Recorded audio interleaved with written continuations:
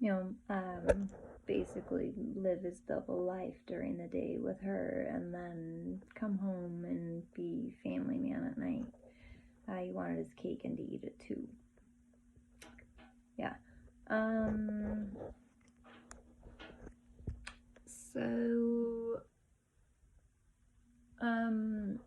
when I had him arrested, what happened was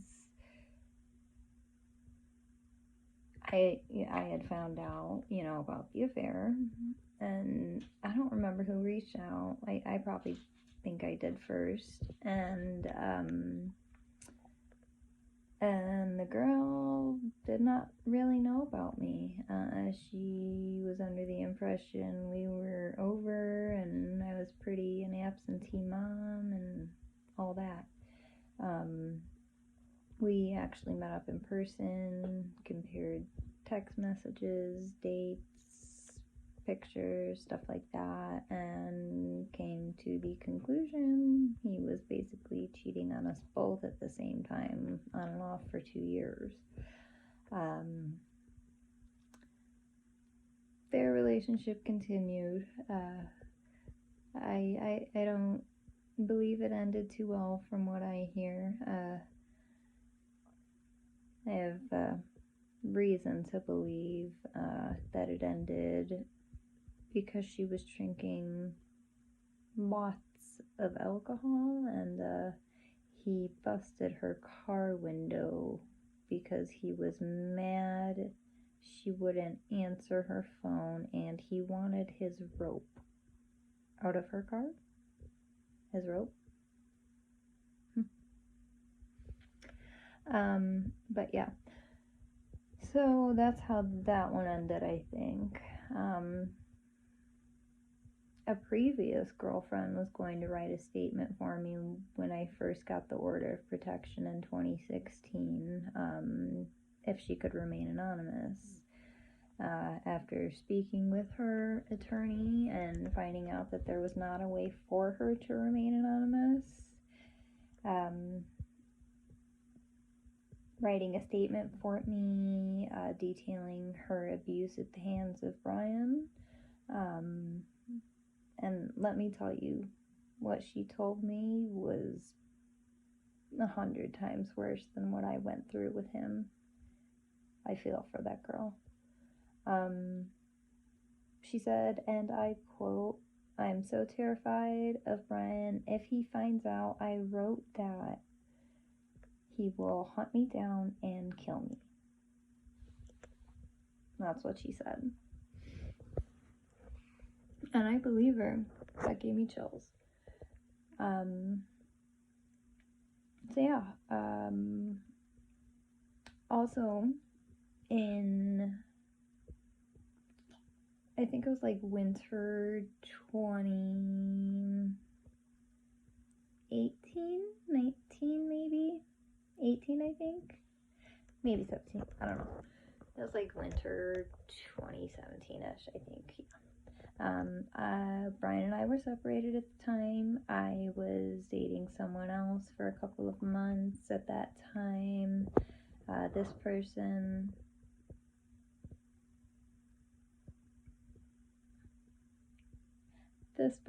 had a friend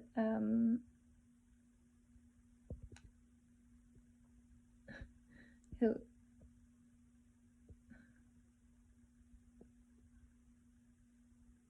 was mutual friends with Brian. My boyfriend at the time was friends with this girl, Haley, we'll call her, and my ex, Brian, was also very good friends with her. But my boyfriend at the time and Brian, they were not friends. They weren't enemies or anything, but they didn't get along. They didn't talk for obvious reasons. I do not believe that my boyfriend at the time was part of this. I know that he witnessed it. He's given me like statements about it. And apparently what it sounds to me is that Brian initiated this bet deal with Haley, and this bet was he could get me to break up with my boyfriend at the time, convince me that he wanted to work stuff out, hook up, for the night, and tell me all the next day it was all a big joke, which is exactly what happened. And you know what I mean by hook up. So yeah, I don't know if that falls under rape, but I definitely think that's sexual assault. Never would have consented to that had I known I was the object of a bet or the terms of a bet, etc. Never. Also, a couple months ago, my son told me that his dad and him still shower together. I was venting on the phone to Safe Passage like a month ago, and I didn't mention any names or anything.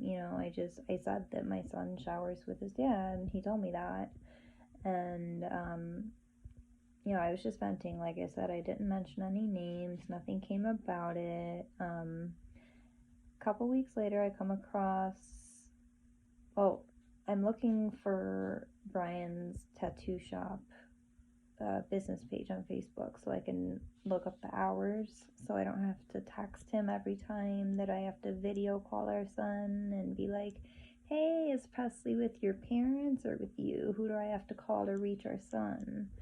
Because that's what I have to do. And I couldn't find his page, but I did come across a post on Safe Passage's Facebook page.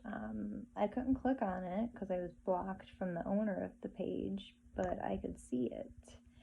And it said that Safe Passage was partnering with Spider Tattooz 2 for Sexual Assault Awareness Month, and they would be donating 40% of proceeds for the whole month of April to their organization in honor of sexual assault awareness. So I immediately called them up, let them know that he was the person I was speaking of when I told them that my son showers with his dad. I let them know that they had advocated for me in court in 2018 when he was arrested for domestic violence against me. He was charged with, it was originally 2 counts, domestic violence, great bodily harm, and I do believe he was charged with child endangerment too, which was dropped in plea deals, as well as the other domestic charge. One domestic charge was supposed to stick. Under Illinois law, from what I know, you're not allowed to or eligible to have any kind of domestic violence charge dropped, sealed, expunged, anything like that. That's permanent. Unless you have some sort of connection or something. And that's suddenly erased from his record.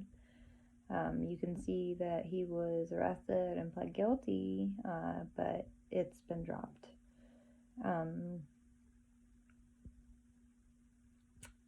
So after I called Safe Passage and let them know that, they seemed very concerned. They seemed like they were going to drop the partnership immediately. They said they were going to be there to advocate for me in court. And for 12 or 13 days, I was told to call back in the morning, call back later. I left messages. I spoke with staff members daily. And I was told the same thing every day, call back. But every day I was told to repeat my complaint or my story of what happened.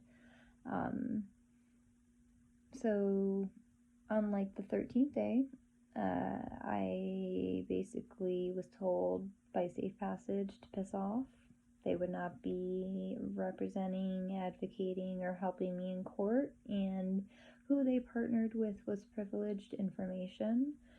And a couple days later, I received a cease and desist letter from the attorney of my abuser. The attorney of Brian is now being represented by Safe Passage as well, who's advocating for Brian's business. Or not advocating, I'm sorry, partnering with Brian's business for Sexual Awareness Month, Sexual Abuse Awareness Month.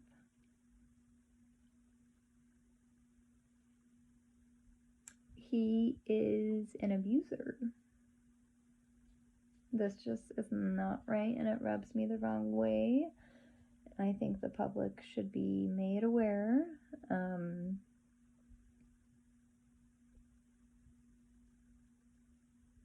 There's been years and years of alienation and coaching as well. Our son is able to have fun and laugh and joke.